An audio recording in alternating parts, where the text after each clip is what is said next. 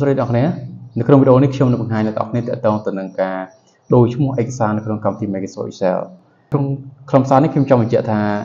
ឯកសាររបស់យើងគឺមានឈ្មោះរួចហើយមានឈ្មោះបដូរហើយអ្នកកន្លែងនេះ lesson 3នឹងជាឈ្មោះរបស់ឯកសារបាទនេះជា title របស់វាប៉ុន្តែឥឡូវខ្ញុំចង់បដូរឈ្មោះវាហ្នឹងទៅជាឈ្មោះផ្សេងដូច្នេះយើងត្រូវធ្វើយ៉ាងម៉េចដើម្បីអាចដូរឈ្មោះឯកសាររបស់យើងឬក៏ title បាន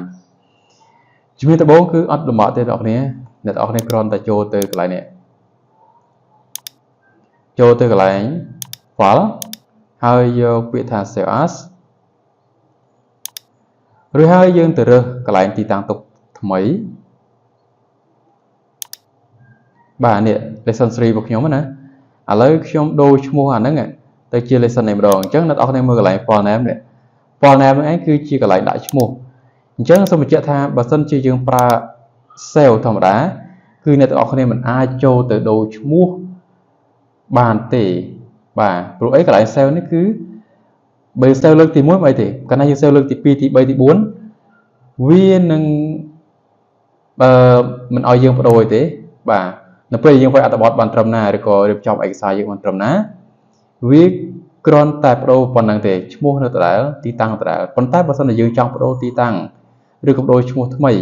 អ្នកនរគ្នាមើលខាងក្រោមមក save as នេះបាទពេល save as មានន័យថាយើង save ទៅជាអី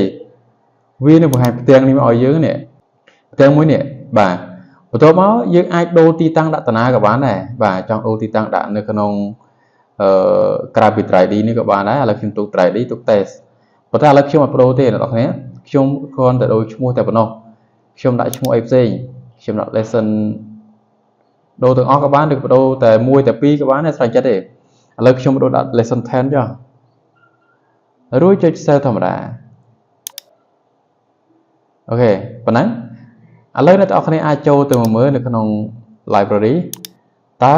អ្វីខ្ញុំបដូរមិញជោគជ័យហើយនៅខ្ញុំទុកនៅក្នុង 3D ទុកក្នុង folder test អ្នកទាំងអស់គ្នា lesson 3ក៏នៅដដែលទេប៉ុន្តែខ្ញុំចង់បដូរមួយទៀតគឺដូរមិញនេះគឺ lesson 10នេះគេដូរបានទេអញ្ចឹងឯកសារនេះគឺដូរបានហើយដូរឈ្មោះនេះ lesson 10ឯកសារដដែលដូរឈ្មោះបាននេះគឺជារបៀបនៃការដូរឈ្មោះឯកសារ